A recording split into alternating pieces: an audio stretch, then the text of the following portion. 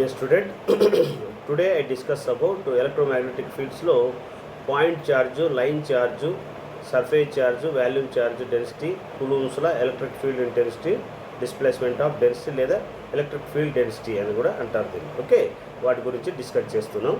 See and listen carefully. So actually electric fields due to a continuous charges మనం 3 టైప్స్గా తీసుకోవచ్చు అన్నమాట. ముఖ్యంగా 4 టైప్స్గా తీసుకోవచ్చు. ఒకటి ఏంటంటే పాయింట్ ఛార్జ్ అనమాట. ఒక పాయింట్ ఛార్జ్ అంటే ఛార్జ్ అనేది ఒక పాయింట్ రూపంలో ఉన్నట్లయితే దాన్ని పాయింట్ ఛార్జ్ అంటారు. అంటే ఛార్జ్ ఒక పాయింట్ దగ్గర మాత్రం ఉండొచ్చు, అంటే ఆ పాయింట్ దగ్గరే ఛార్జ్ డిస్ట్రిబ్యూషన్ అవుతూ ఉండాలి.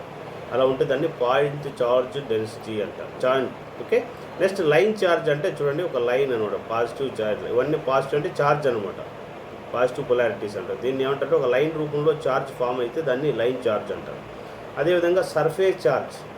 సర్ఫేస్ ఛార్జ్ అంటే ఒక సర్ఫేస్ అంటే ఒక ఏరియాలో ఛార్జ్ అనేది డిస్ట్రిబ్యూట్ అయినట్లయితే దాన్ని సర్ఫేస్ ఛార్జ్ అంటారు. సో ఒక సర్ఫేస్ అంటే ఏమి, లెంత్ బెడ్త్ సైడు మనకు ఉండాలి. సర్ఫేస్ అంటే ఏరియా అనమాట. ఒక ఈ ఏరియాలో మనకు ఛార్జ్ అంతా డిస్ట్రిబ్యూట్ కావాలి. ఒక లైన్ అంటే ఓన్లీ వన్ డైమెన్షన్ ఉంటుంది, అంటే ఎక్స్ యాక్సిస్ కానీ లేదా వై కానీ లేదా జెడ్ కానీ ఉంటుంది. లేదా పాయింట్ అంటే ఒక పాయింట్ మీదే ఉంటుంది అనమాట. సో కాబట్టి లైన్ ఛార్జ్, ఇది సర్ఫేస్ ఛార్జ్. ఇది వచ్చి వాల్యూమ్ ఛార్జ్ అనమాట. వాల్యూమ్ ఛార్జ్ అంటే x direction, y direction, z direction. అంటే 3 డైమెన్షన్ అంటే లెంత్ బెడ్త్ హైట్ అనమాట. అంటే ఆ 3 డైమెన్షన్స్లోనూ మనకు వాల్యూమ్ ఛార్జ్ అనేది డిస్ట్రిబ్యూట్ అవుతుంది అనమాట. సో కాబట్టి ఒక వాల్యూమ్లో ఛార్జ్ అనేది డిస్ట్రిబ్యూట్ అయ్యిందనుకోండి, ఫర్ ఎగ్జాంపుల్గా దీనిలో డెన్సిటీ అంటే ఎక్కువ ఛార్జ్ ఒక వాల్యూమ్లో ఉందనుకోండి, దాన్ని వాల్యూమ్ ఛార్జ్ డెన్సిటీ అంటారు. ఒక సర్ఫేస్లో ఉన్నట్లయితే సర్ఫేస్ ఛార్జ్ డెన్సిటీ అంటారు.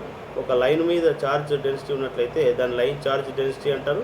పాయింట్ ఉంటే పాయింట్ ఛార్జ్ డెన్సిటీ అంటారు అనమాట. సో కాబట్టి ఛార్జ్ డెన్సిటీని దీన్ని రో పాయింట్ ఛార్జ్ అంటారు, ఇది రోఎల్ అంటారు, ఇది రోఎస్ అంటారు, ఇది రోవి అనమాట వాల్యూమ్ ఛార్జ్ డెన్సిటీ అంటే. ఓకే, వాటి ఫార్ములాస్ ఎలా ఉంటాయి చూడండి. మనకి ఫర్ ఎగ్జాంపుల్గా లైన్ ఛార్జ్లో అయితే d q equal to rho l into d l అనమాట. అంటే డిఫరెన్షియల్ లెంత్లో ఉన్న ఛార్జ్ అనమాట. డిక్యూ అంటే డిఫరెన్షియల్ ఛార్జ్, డిఎల్ అంటే డిఫరెన్షియల్ లెంత్ అనమాట. అంటే 100 మీటర్స్ ఉందనుకోండి, 100 మీటర్స్లో కొన్ని ఒక 5 మీటర్స్ తీసుకున్నాం అనుకోండి, దాన్ని డిఎల్ అనుకోండి. అంటే 100 లోపల ఏదైనా సమ్ డిస్టెన్స్ తీసుకున్నట్లయితే దాన్ని డిఎల్ అంటారు. అంటే ఛార్జ్ క్యూ అనేది అనుకోండి, 100 క్యూ ఛార్జెస్ ఉన్నాయి అనుకోండి, 100 ఉందనుకో, 100 కులూమ్స్ ఉందనుకోండి, దానిలో ఏదో సమ్ నువ్వు స్మాల్ ఛార్జ్ పార్టికల్స్ తీసుకున్నావు అనుకోండి, అంటే డిక్యూ అంటారు. సో కాబట్టి d q equal to rho l into d l line. So దీనికి ఏం చేస్తామంటే ఇంటిగ్రేట్ చేస్తే మనకు ఛార్జ్ వస్తుంది. అంటే ఇప్పుడు ఏదైనా ఒక లెంత్లో మనం ఛార్జ్ కనుక్కోవాల్సి వస్తే మొత్తం లెంత్కి ఛార్జ్ కనుక్కోలేము అనమాట. అప్పుడు ఏం చేస్తామంటే ఇంటిగ్రేట్ చేస్తే మనకు ఆ లైన్లో ఉన్న ఛార్జ్ డెన్సిటీ అంటే ఛార్జ్ ఎంతైతే ఉందో ఆ ఛార్జ్ మనం కనుక్కోవచ్చు అనమాట. అంటే ఓకే, ఆ లెంత్లో టోటల్ 100 మీటర్స్ లెంత్లో ఛార్జ్ ఏకదమ్మున మనం ఫైండ్ అవుట్ చేయలేము. అప్పుడు ఏం చేస్తామంటే ఒక స్మాల్ లెంత్ని స్ట్రిప్ లెంత్ అంటారు దాన్ని, ఆ స్ట్రిప్ లెంత్ని డిఎల్ అంటారు. దాన్ని ఇంటిగ్రేట్ చేస్తాం, దానిలో ఉన్న ఛార్జ్ డెన్సిటీని ఇంటిగ్రేట్ చేస్తే అప్పుడు వాటిలో మనకు ఛార్జ్ డెన్సిటీ అంటే ఛార్జ్ ఎంత ఉందో తెలిసిపోతుంది. అదే సర్ఫేస్ ఛార్జ్ అన్నా కూడా జస్ట్ మీరు ఏం లేదు, ఎల్ ప్లేస్లో ఎస్ పెట్టండి. సర్ఫేస్ టోటల్ సర్ఫేసెస్లో అంటే 100 మీటర్ స్క్వేర్ ఏరియాలో ఛార్జ్ ఫైండ్ అవుట్ చేయాలంటే it is taking more time అనమాట. అప్పుడు ఏం చేస్తాము, స్మాల్ సర్ఫేస్ ఏరియాని సెలెక్ట్ చేసి దాన్ని ఇంటిగ్రేట్ చేస్తే ఆ స్మాల్ సర్ఫేస్ ఛార్జ్లో ఉన్న ఛార్జ్ తెలుసుకున్నట్లయితే దాన్ని ఏమంటారు, డిక్యూ అంటారు అనమాట. దాన్ని మనం ఇంటిగ్రేట్ చేస్తే మనకు టోటల్గా ఆ సర్ఫేస్లో ఛార్జ్ డెన్సిటీ అనేది తెలిసిపోతుంది. అదే క్యూ ఈజ్వల్ టు ఓఎస్ ఇంటూ డిఎస్ అనమాట. అదే వాల్యూమ్ కూడా అంతే, జస్ట్ వాల్యూమ్ అంటే జస్ట్ ఓఎస్ ప్లస్లో రోవి పెడతారు. వాల్యూమ్కి మనం స్మాల్ డిఫరెన్షియల్ వాల్యూమ్కి ఇంటిగ్రేట్ చేస్తే దానిలో ఛార్జ్ మనం ఫైండ్ అవుట్ చేసుకోవచ్చు. కాబట్టి మీరు జస్ట్ ఈ ఫార్ములాస్ మీరు గుర్తుపెట్టుకోవాలి. ఒక సర్ఫేస్లో మనం ఇప్పుడు చూపించాం కదా, ఇది అనమాట. ఇప్పుడు ఇది ఉందనుకోండి, ఇప్పుడు ఈ టోటల్ లెంత్ యొక్క నేను ఛార్జ్ కనుక్కోవాలంటే నేను ఏం చేస్తానంటే స్మాల్ లెంత్ని కట్ చేసుకొని దాన్ని ఇంటిగ్రేట్ చేస్తే టోటల్ లెంత్ ఛార్జ్ వస్తుంది. అలాగే ఈ టోటల్ సర్ఫేస్ యొక్క ఛార్జ్ కనుక్కోవాలనుకుంటే స్మాల్ సర్ఫేస్ని కట్ చేసుకుంటాను. ఈ స్మాల్ ఒక ఛార్జ్ ఉన్నదాన్ని కట్ చేసుకొని దాన్ని ఇంటిగ్రేట్ చేస్తే టోటల్ ఛార్జ్ వస్తుంది. అదేవిధంగా సిమిలర్గా వాల్యూమ్ అనమాట. ఇది కూడా 3 డైమెన్షన్ కాబట్టి ఏదో స్మాల్ ఒక క్యూబ్ లాగా కట్ చేసుకొని దాన్ని ఇంటిగ్రేట్ చేస్తే టోటల్ వాల్యూమ్ ఛార్జ్ వస్తుంది అనమాట. ఓకే, ఇది మనం కనుక్కునే విధానం. ఓకే, నెక్స్ట్ వీటిలో ముఖ్యంగా మనకి డెన్సిటీస్ అని వాల్యూమ్ చార్జ్ డెన్సిటీ అంటే రోవీతో రిప్రజెంట్ చేస్తారు. అంటే ఏమి differential charge into the differential వాల్యూమ్ అనమాట. Differential charge into the differential వాల్యూమ్ని ఏమంటారంటే వాల్యూమ్ చార్జ్ డెన్సిటీ అంటారు. అంటే the ratio of differential charge into the differential volume is known as volume charge density. So charge వచ్చి మనకి కులూమ్స్ కదా unit, ఛార్జ్కి ఏమి కులూమ్స్, అదేవిధంగా వాల్యూమ్కి ఏమి మీటర్స్ క్యూబ్. ఓకే, నెక్స్ట్ అదేవిధంగా టోటల్ ఛార్జ్ కనుక్కోవాలంటే క్రాస్ మల్టిప్లికేషన్ చేయండి. రోవి ఇంటూ డీవీ అవుతుంది. ఇంటిగ్రేట్ చేస్తే మనకి ఏమొస్తుంది, మనకు ఛార్జ్ వస్తుంది. రోవి డీవీ కులూమ్స్ అనమాట. అదేవిధంగా సర్ఫేస్ ఛార్జ్ అంటే ఏమి the ratio of differential charge into the differential area. Okay, so కాబట్టి రోఎస్ ఈజ్ ఈక్వల్ టు dq/ds అనమాట. ఓకే, ఈ లిమిట్స్ ఇది ఎలిమినేట్ చేయాలంటే d పెట్టుకోవచ్చు. సో క్రాస్ మల్టిప్లికేషన్ చేస్తే ఇంటిగ్రేట్ చేయండి.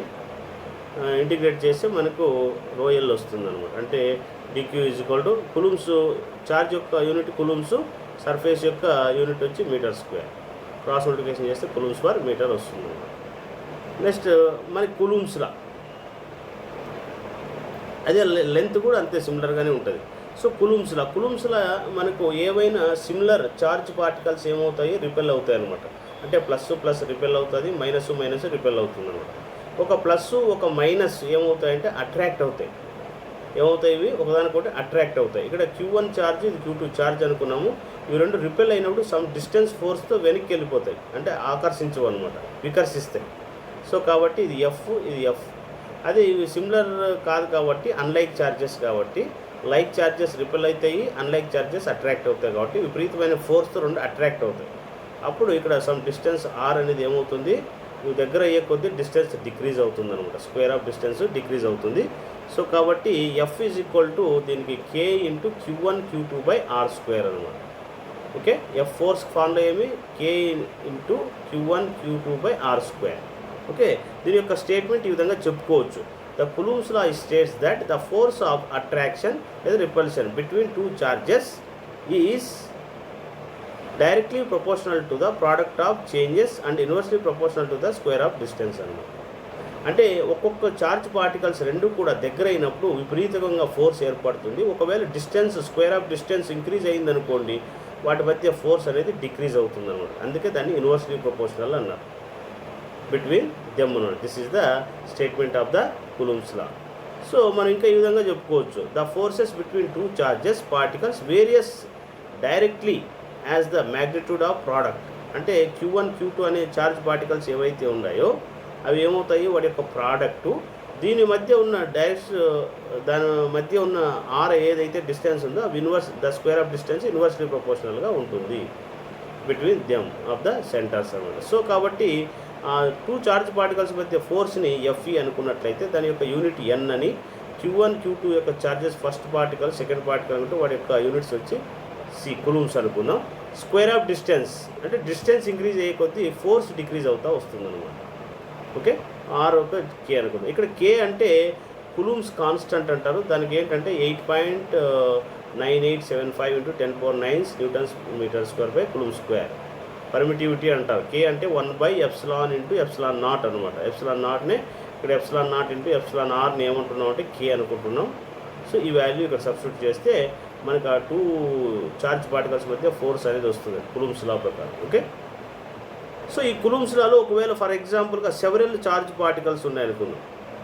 సెవెరల్ చార్జ్ పార్టికల్స్ ఇప్పుడు electric force follow the law of superposition. అంటే ఇప్పుడు ఫర్ ఎగ్జాంపుల్ ఇక్కడ ఒక బాడీ ఉంది, ఇక్కడ ఒక బాడీ ఉంది, ఇది ఇక్కడ Q ఇది. అంటే ఈ Q అనే ఛార్జ్ అనే ఫోర్స్ ఈ రెండింటి మధ్య ఉన్నప్పుడు దీనికి ఫార్ములా F = K × Q1Q అని తీసుకుంటాం ప్లస్ అప్పుడు F1 అనే ఫోర్స్ ఏర్పడింది అనుకుంటాం. నెక్స్ట్ Q2 అనేది తీసుకున్నప్పుడు Q2 × Q అప్పుడు F2 అనే ఫోర్స్ ఏర్పడుతుంది. అదే Q3 × Q × Q3 F3 అనే ఫోర్స్ ఏర్పడింది అనుకుంటాం. అప్పుడు టోటల్గా సూపర్ పొజిషన్ కావాలంటే ఏం చేస్తాం, అన్నీ కూడా యాడ్ చేస్తాం అనమాట. అన్ని ఫోర్సెస్ యాడ్ చేస్తే దాన్ని సూపర్ పొజిషన్ అంటారు. ఓకే, అప్పుడు టోటల్ ఫోర్స్ ఏమవుతుంది, F = F1 + F2 + F3 అవుతుంది అనమాట. ఓకే, ఇది సూపర్ పొజిషన్ లా. సెవెరల్ చార్జ్ పార్టికల్స్ వచ్చినప్పుడు net force కనుక్కోవాలంటే F = F1 + F2 + F3.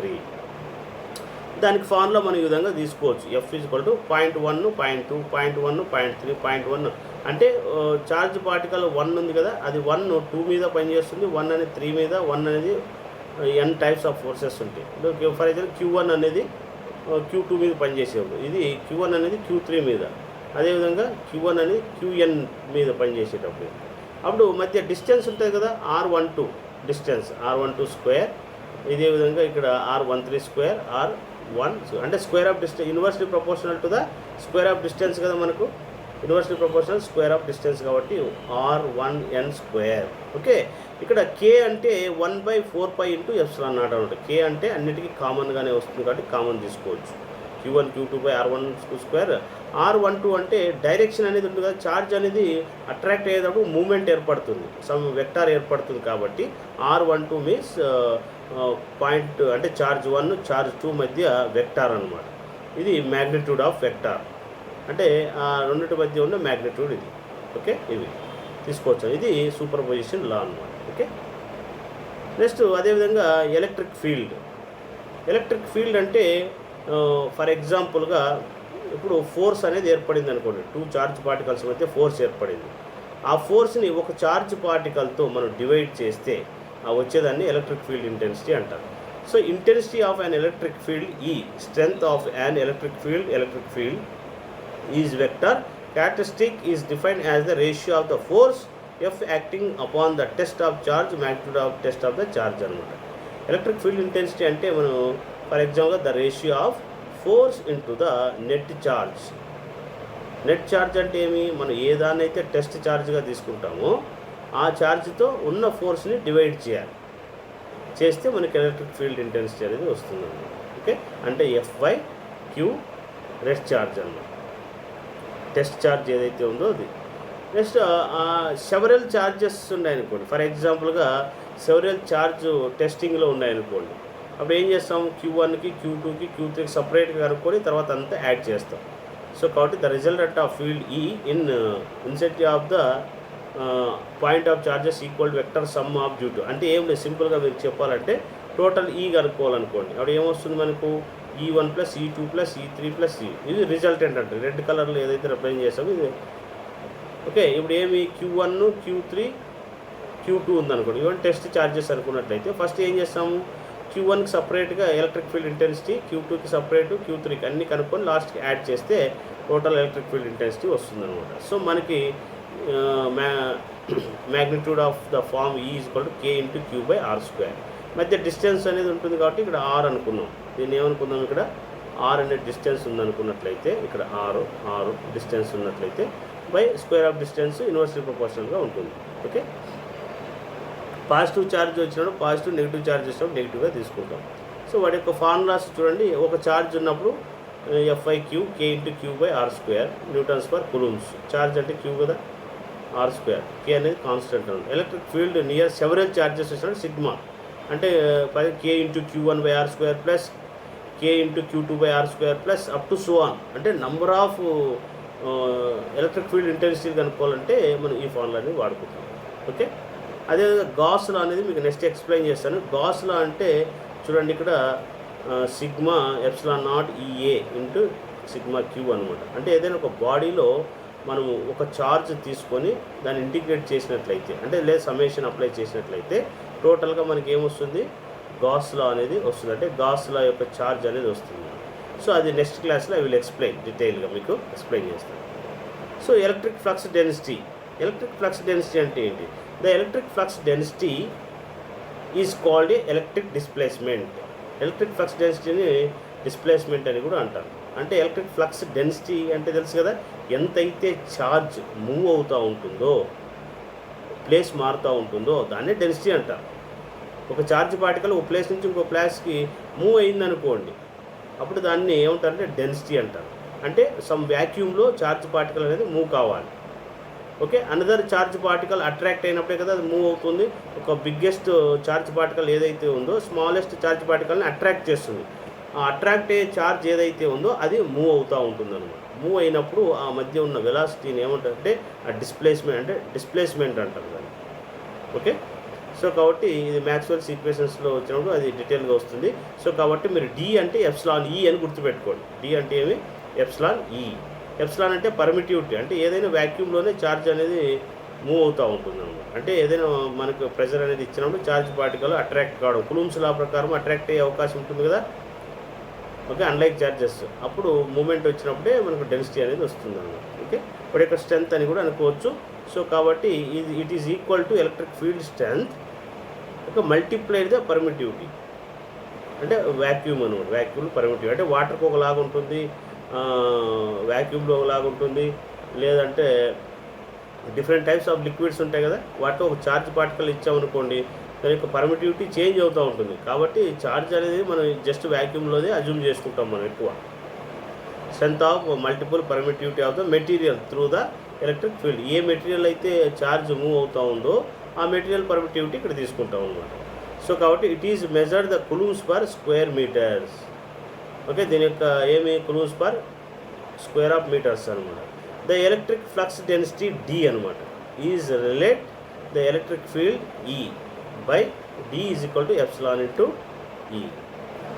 Epsilon into E formula గుర్తుపెట్టుకోండి. మనకు డెన్సిటీ అనేది మనకు డి అనేది for example D is equal to epsilon E అన్నాం. అదేవిధంగా మనము సర్ఫేస్ ఛార్జ్ అన్నీ కూడా ఈ ఫార్ములాస్ గుర్తుపెట్టుకుంటే సర్ఫేస్ ఛార్జ్లో మనం డి కూడా కనుక్కోవచ్చు. ఎందుకంటే ఈ అనేది తెలుసు కదా మనకు, ఈ అంటే ఎఫ్ బై క్యూ రాసుకోవచ్చు. దీన్ని ఈ ఈజ్ ఈక్వల్ టు ఏం రాసుకోవచ్చు, ఎఫ్ బై క్యూ అని రాసుకోవచ్చు. క్యూ కావాలనుకోండి క్యూ ఈజ్ ఈక్వల్ టు డీని, ఒకవేళ డి అనేది ఇస్తే డేటా మనకు Q is equal to epsilon F by డీగా రాసుకోవచ్చు అన్నమాట. ఈ ఫార్ములాస్ బాగా మనం సర్ఫేస్ కానీ లైన్ కానీ డెన్సిటీ కానీ ఇవన్నీ కనుక్కుంటే మనం ఫర్ ఎగ్జాంపుల్ దీనిలో సబ్స్టిట్యూట్ చేసుకుంటూ వెళ్ళొచ్చు. ఎందుకంటే మెయిన్గా మీరు కులూమ్ ఛార్జ్ యొక్క ఫార్ములాను, ఎలక్ట్రిక్ ఫీల్డ్ ఇంటెన్సిటీ ఫార్ములాను, డెన్సిటీ ఫార్ములా గుర్తుపెట్టుకోగలిగితే మీకు ఎలక్ట్రోమాగ్నెటిక్ ఫీల్డ్స్లో ప్రతి ప్రాబ్లము వాటి యొక్క బేస్ పైనే ఉంటాయన్నమాట. యాక్చువల్గా మనకు ఎలక్ట్రిక్ ఫీల్డ్ అనేది ఉంటుంది, మ్యాగ్నెటిక్ ఫీల్డ్ అనేది ఉంటుంది. సో మనం ఇప్పుడు ఎలక్ట్రిక్ ఫీల్డ్ గురించి మాత్రం డిస్కస్ చేస్తున్నాం కాబట్టి డీను, ఈను, line charge, surface charge, point charge, డెన్సిటీలు ఇవన్నీ కూడా మనం గుర్తుపెట్టుకోవాలి. కులూమ్ ఛార్జు, ఓకే, ఇవన్నీ ఫార్ములాస్ గుర్తుపెట్టుకోవాలంటే వీటి యొక్క ప్రాబ్లమ్స్ ఈజీగా చేసుకోవచ్చు అన్నమాట. Okay, this is the concept of density, electric field intensity, కులూమ్స్లా. Okay, next I will go for another topic tomorrow. Okay, thank you. This topic is over.